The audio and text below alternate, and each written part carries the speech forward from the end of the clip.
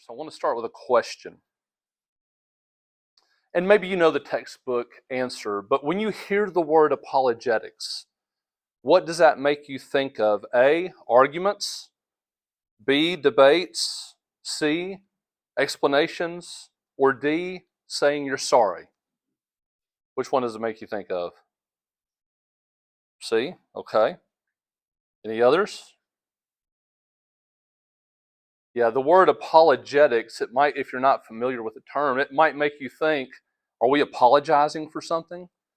And sometimes in today's society and culture, things that we believe are, that are even things that were commonly accepted 25, 30, 50 years ago, now they're culturally against the norm. So you might think of, man, we need to apologize, or think of some super sweet way of defending the faith. But let me ask you another question.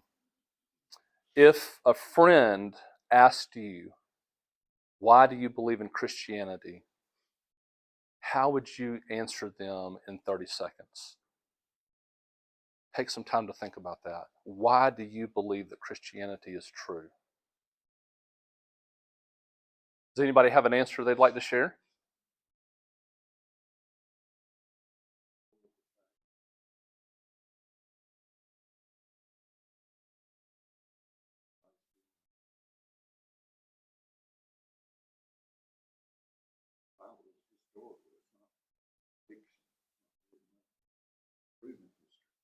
So there's historical evidence, and as believers, we have internal evidence, personal evidence. Okay, that's good. Anybody else?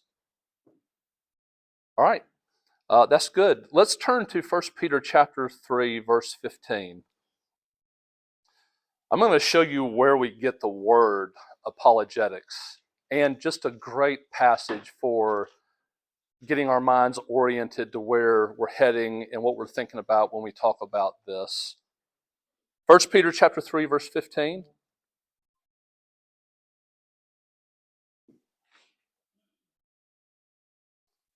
If someone's there, would you please read it out loud for us?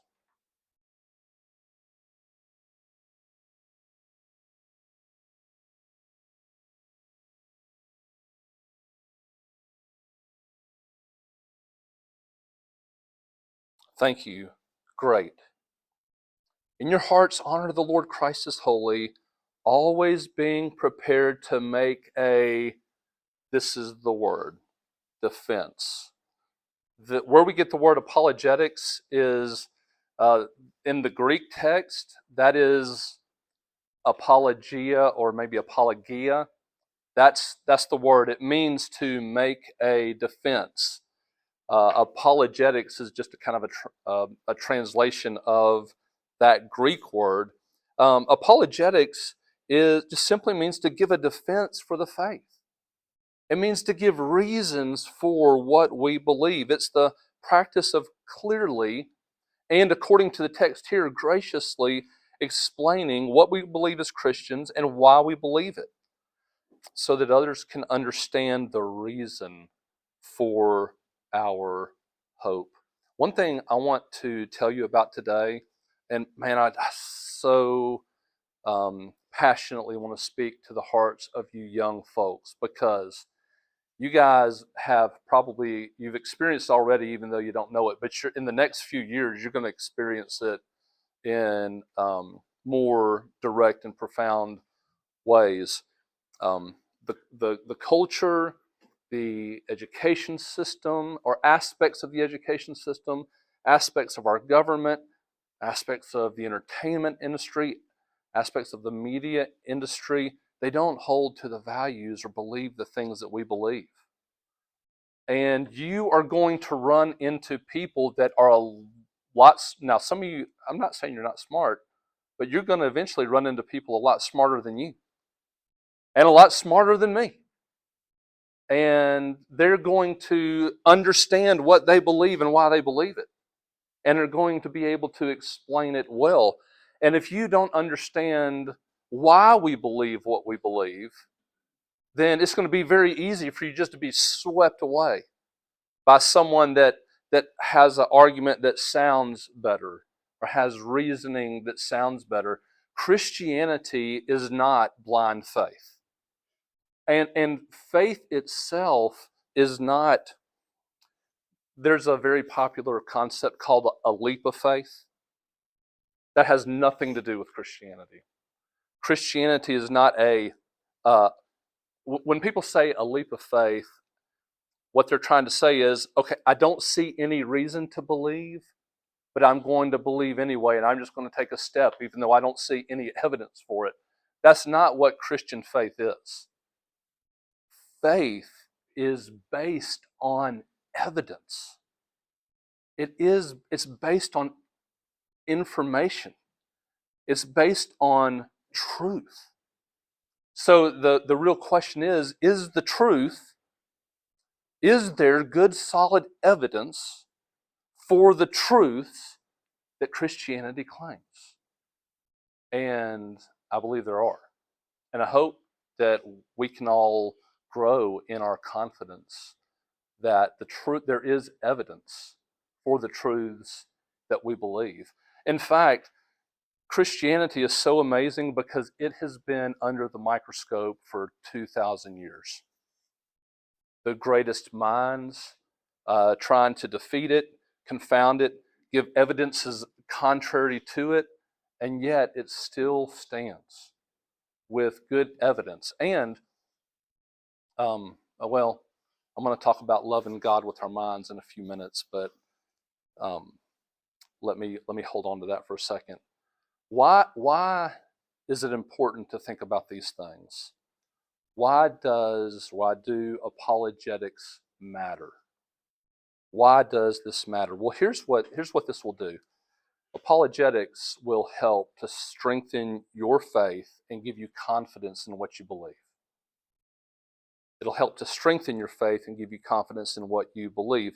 But it will also help you to be able to talk with people who are skeptical of Christianity, but maybe want to consider thinking about it. Now, let me say something here. And we talk about this frequently here, but until the Lord opens a person's heart to see the truths of the gospel, they don't have the ability to comprehend or believe it from a spiritual, from a heart level. They just don't have the capacity. So that's always true. At the same time, that we all do have minds that are rational, and a person who doesn't have a new heart yet from God can see and understand evidence, historical evidence, like you talked about, or rational arguments. And so, some of what apologetics may do for somebody, and I saw this with my father-in-law when we first met him, and he first married my mother-in-law. He was he's Jewish, but he was a non-practicing Jew. Wasn't a religious Jew. He was a cultural Jew, and functionally an atheist. But over time, over years, maybe over a decade, he thought about the evidence, the evidence for things like creation, the evidence for things like Jesus and the resurrection and his claims. And so he spent years thinking about these things. And one day the Holy Spirit says, bam, opens his eyes. He believes the gospel. Now there's all this framework there of good, solid logic, reason, rationale for the Christian faith. And now he's a Bible teacher. He's an elder in his church teaching the Bible. So, and also I do think we want to grow in confidence in the things that we believe. We want to be able to help other people to see it, but we also want to be equipped just to simply defend Christianity, defend the truthfulness of it. So I do want to emphasize, I love 1 Peter 3:15. Well, any questions so far? Thoughts or comments so far?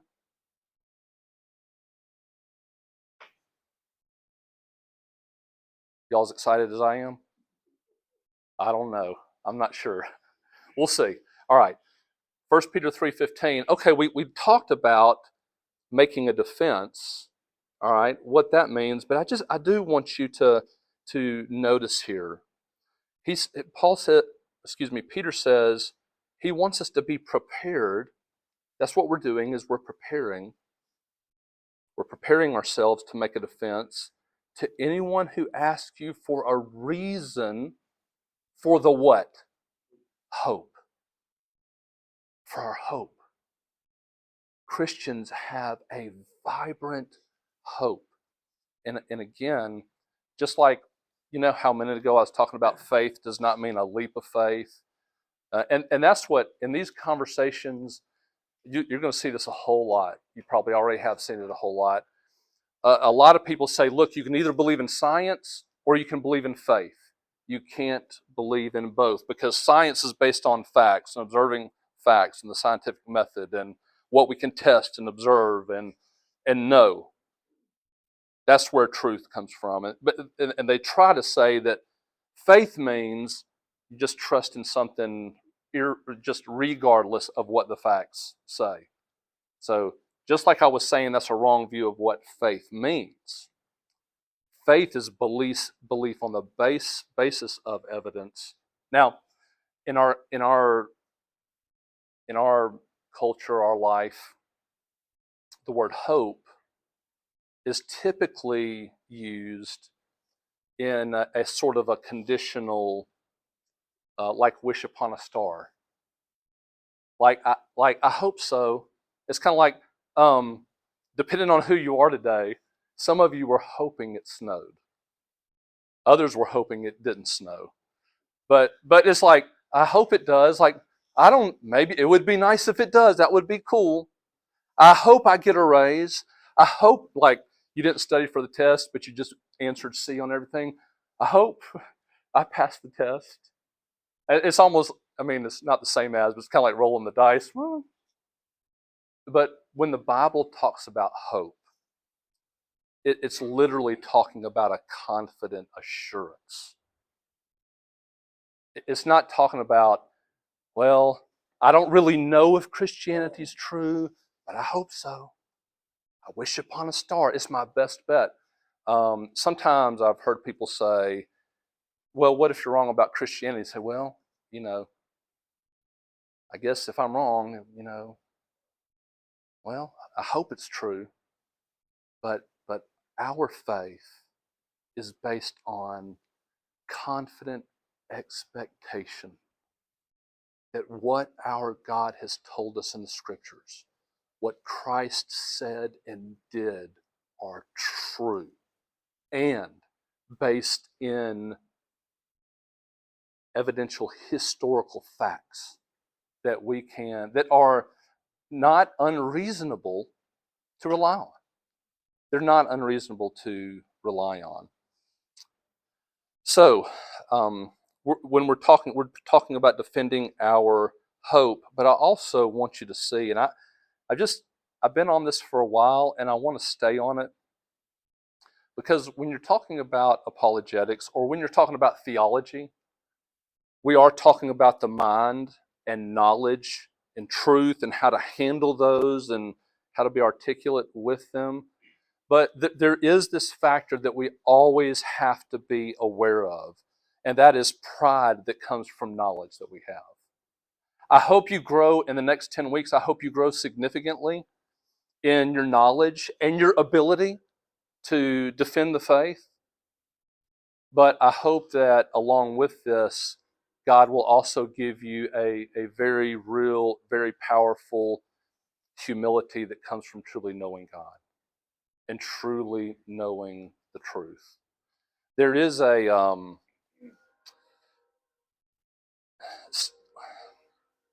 I think God just hates self-righteousness. Self-righteousness is this, look how good I am because I obeyed the Ten Commandments. Because I I I love theology. Like you might love theology. You could love theology and know theology inside out and not have one drop of true love for Jesus. and not even know him, really. That's possible. And I'm not, God forbid that any of us would have that. But you could be self-righteous on your moral record. Hey, look at me. I've never done this. I've never done that. I've never done the other. Or you could be self-righteous on the basis of what you know. Look at how we're the ones God's really pleased with because we have the truth, because we know the truth, because we can defend the truth. Therefore, God loves me better than somebody else. I know, we would never say that way, but that could be the disposition of our heart. When what our hearts ought to say is, how could God be so merciful to someone like me to allow me to see these wonderful things? And you might, the person with the best moral record in this room, um, the best. You've committed the least number of sins out of anybody else in this room. Not you. um, um, but well, he was doing something first. Yeah. Um, John Bunyan, I think it was John Bunyan that said, or at least it's attributed him.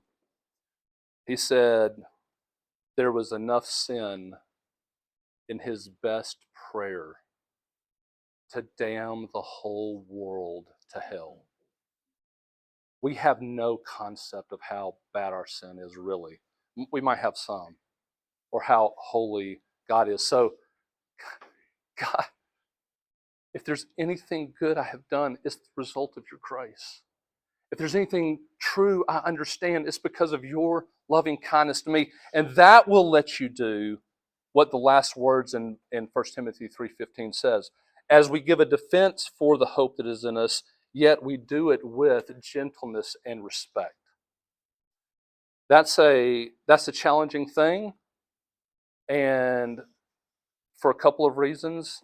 Number one, it's almost impossible for us not to get emotionally and personally attached to the truth we believe and try to defend it to somebody else, and they disagree with you. It feels like a personal attack, and again, that's because of our pride.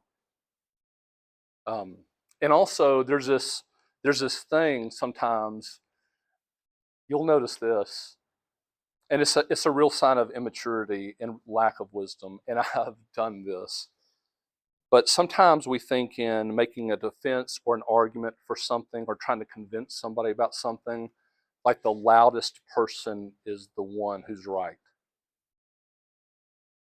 And usually the loudest person's the most insecure, really.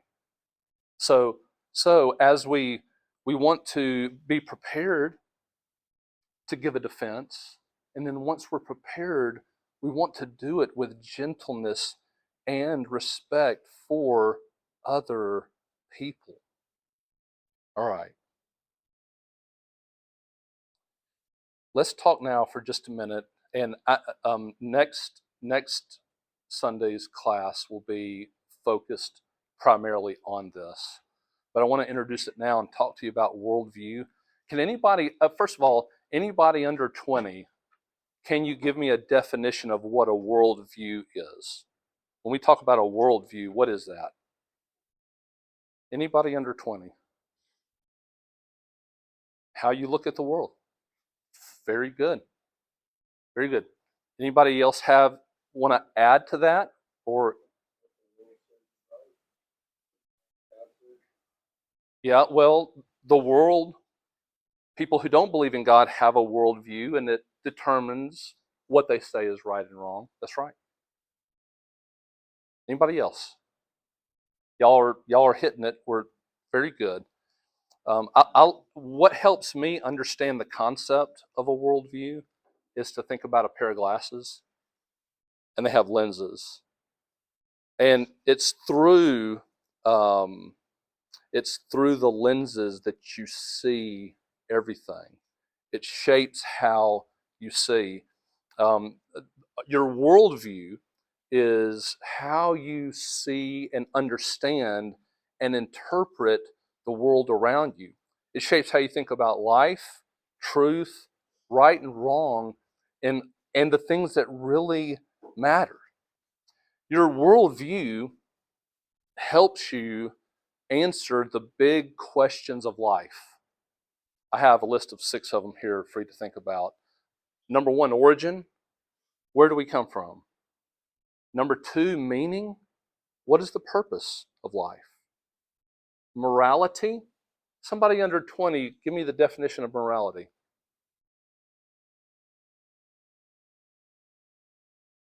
For some reason, I don't think, it's such a word we hear all the time with a pretty simple meaning, but I don't think I really understood it till I was older than 20. Morality, just talking about what's right and wrong. Moral or immoral, right and wrong. What's right? Ethics. What's right and wrong?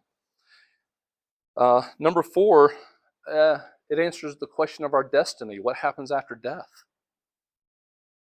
Number 5, what's wrong with the world? The problem of the world. What's wrong with it? And number 6, what's the solution to the problem?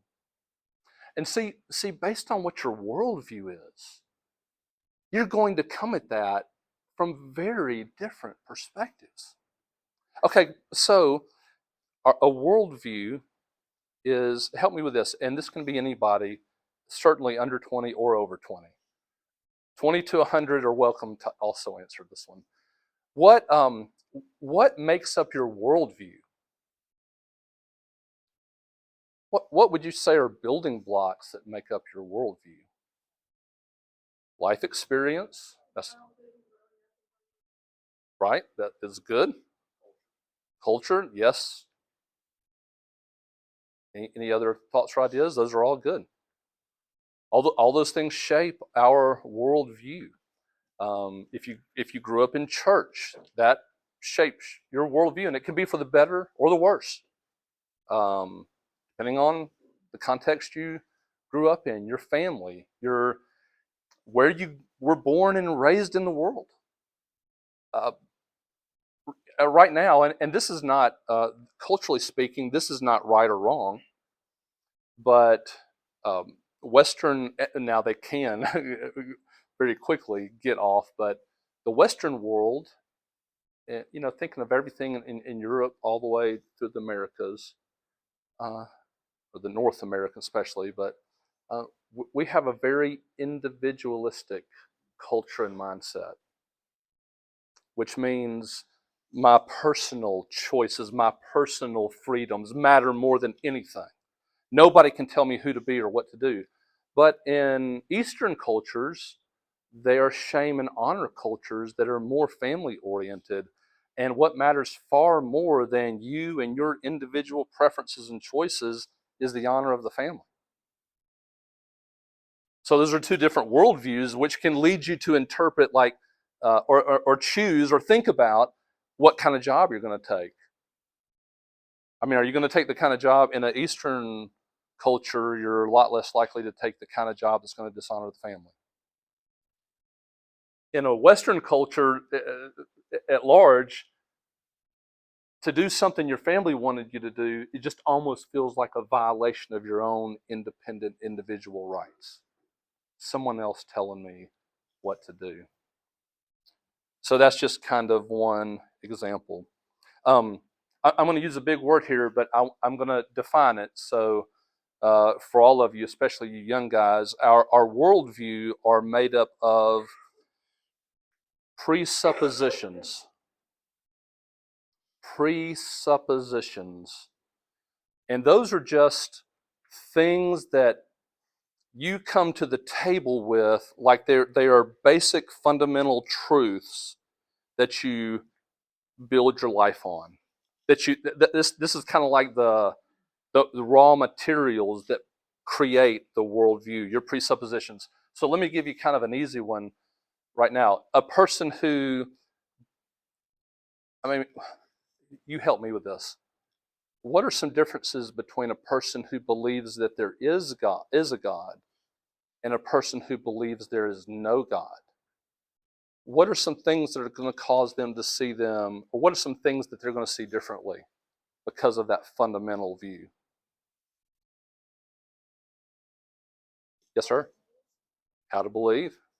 Very good. Anybody else? Let me narrow it down. A person who says there is a God versus a person who says there is no God, what are they going to have to do about the origin of the universe? Yes, absolutely right. I mean, a person who comes to the table with the fundamental view there is no God can't come to the conclusion that the world got here through creation by a deity. It's ruled out from the so when they look at the scientific evidence, they can't come to that conclusion because they have already ruled it out. Now, and there have been plenty of atheists and scientists in history who started that way, and over time look at the evidence, and more, there is evidence for his designer. So, all right. So that's how worldview works. All right. Any other thoughts or questions right now?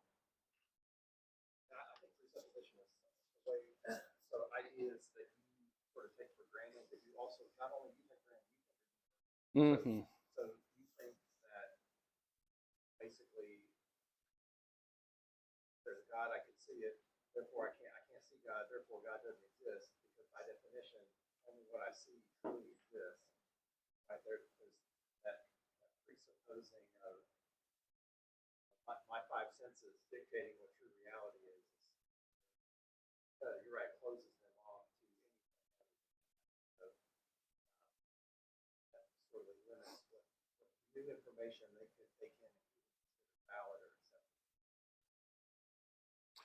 That's great. I appreciate those insights. We take them for granted. We're not sitting around thinking about, well, my worldview says. It's kind of like if you wear glasses, after a while you just forget they're there. I mean, you're just seeing all you don't realize that it's the glasses. I mean, you know it, but the second part that you said about we just sort of assume everybody else has the same foundational realities, and that's where y'all this will be hard for all of us because it's very hard to have a conversation with another person and we don't impose our foundational fundamental presuppositions on them, and we try to have a conversation with them based on our foundational presuppositions, and they have a whole different set, and they're doing the same thing too. So this is why a lot of times in conversations they're actually missing each other because you're really not even speaking the same language. You really, if you get into a conversation about the existence of God or about creation, I think this is where you need to be thinking, okay, I need to be not arguing about, and when I say arguing, I don't mean like you do with your brother and sister. I'm talking about making reasoned case of logic.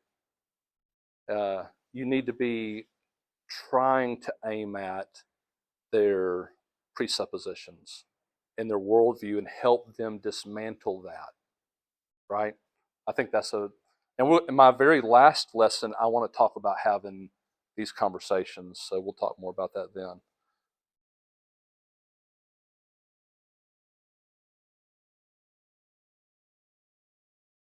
Okay. I love my new iPad, but there we are. This case makes it hard for the fingerprint thing to do when it shuts off. All right. So we've talked about what apologetics is. We've talked a little bit about worldview. We talked about our hope and giving a defense. That's why I was trying to make the case about arguing is not meant to be like what a brother and sister do when they're mad at each other. It's giving reasons, logic, giving answers. Let's talk about loving God with our mind.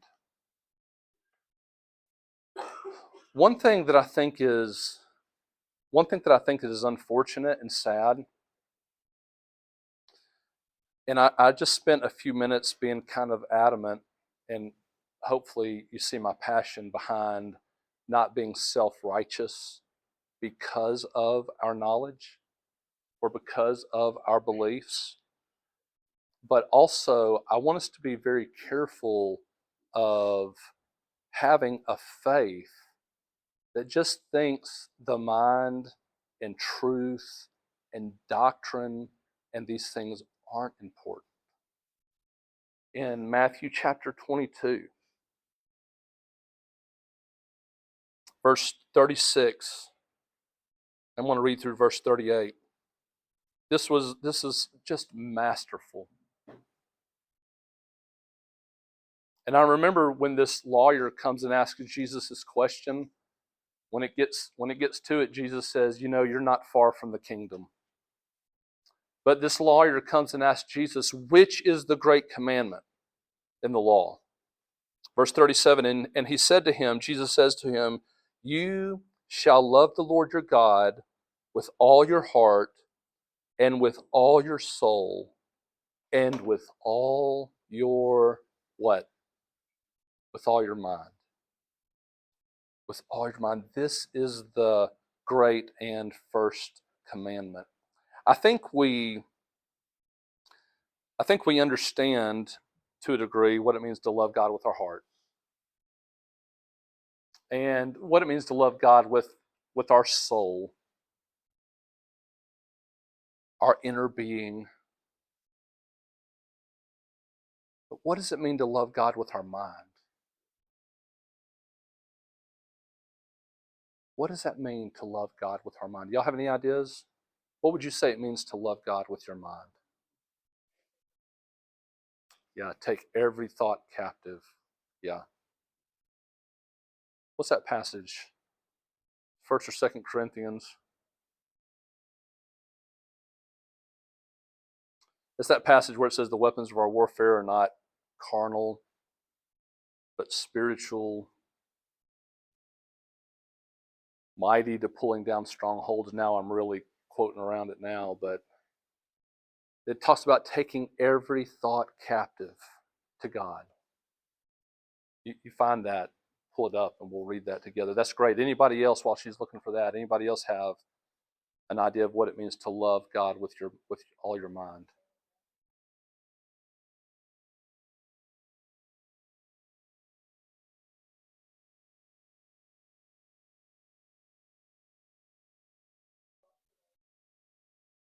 Yeah, turning your thoughts away from, okay, that's good. Turning your thoughts away from sinful things or harmful things, that's good. If you have that, go ahead and read it. Yeah.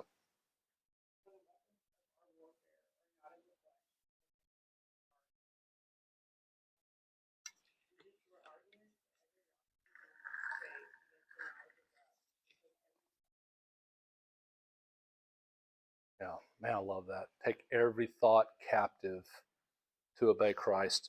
I mean, how many thoughts do you think you have in a day? So, I mean, who could count those? I 5,000. Yeah, maybe that's right. I've drawn a circle before, and trying to illustrate how our life is experienced. And I have a great big circle, and inside that, a kind of a medium-sized circle, and then a smaller circle inside. And the smallest circle would be actions, the things you actually do. The medium-sized circle, I have words. And after thinking longer about it, I know for some people those you might could reverse those. Um, but the biggest circle would be your thoughts. No matter if you talk more or less than your neighbor, the majority of our life gets lived in our mind. The majority of our life gets lived in our thoughts. That's why it's altogether possible that outwardly you appear very moral, but inwardly, your mind, your heart. Jesus said, "This people draw near to me with their lips, but their heart is far from me." I wrote down 4 things here, what it means, and we'll wrap up with this. I want to tell you what's coming up over the next few weeks, but what it means to love God with our mind. Number one, to think truthfully about Him. We can't have a God this great and this good and settle for false or shallow ideas about Him. Number two, we allow God to shape how we understand and interpret the world. You know, your worldview is all about how you see the world. Well, the most accurate way to see the world would be through the eyes of God. Number three, we submit our reasoning to God without abandoning it. So to be a Christian or to be a Christian thinker doesn't mean to give up reason or to go against reason or logic, but we want our reason and logic to be submitted to God. And number four, and I think this would maybe be the other side of the coin of what Carrie was saying just a moment ago. We need to be constantly, to love God with our mind, we need to be constantly renewing our minds so they are not being shaped by other ungodly sources or forces. Romans 12:2. Can anybody quote that? Do not be conformed to this world, but be transformed by the renewal of your mind, that by testing you may discern what is the will of God, what is good and acceptable and perfect. That need for the constant renewal of our minds. Some of you have been in church for decades. You've heard thousands of sermons, been to thousands of Sunday school classes, and there's some of you here. There's not going to be a Sunday that I ever get up and the majority of what I say you have heard before in some shape, form, or fashion. But this need for the renewal of our minds means that we constantly our minds need to be renewed, washed, reminded. And think of it like this. Just think of your life like a plant with roots that just need to constant maintenance, so the roots are going deeper into the soil and remaining healthy. All right, I want to give Luke a chance and Ethan to go out and park for anybody who shows up and wants to use that. So if y'all want to head up there, would y'all mind doing that now? And I'm just going to share what's coming up over the next 9 weeks after today. Today was an introduction. Next week, I want to talk about, can we know the truth? Is truth knowable? We're going to talk more about worldview. Number 3, we're going to jump right into some of these subjects. Does God exist? Number 4, can we trust the Bible? Number 5, who is Jesus? Was he just a man or is he God? Number 6, did Jesus really rise from the dead? Number 7, is Christianity the only way? Or are there other ways to God? Can you get to heaven by being a Hindu, Muslim? 8, why does God allow evil and suffering? That's the big one, guys.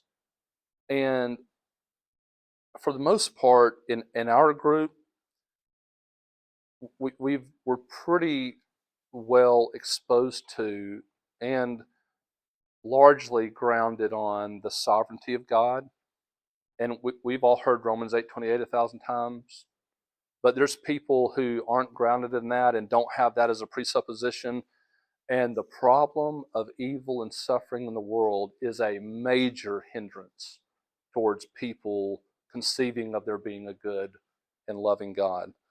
Number 9, is Christianity anti-science? And then number 10, I want to devote a whole lesson to how we have these conversations. So we'll let that be it, and we'll go up and just welcome the other folks who are showing up. Bart, would you pray?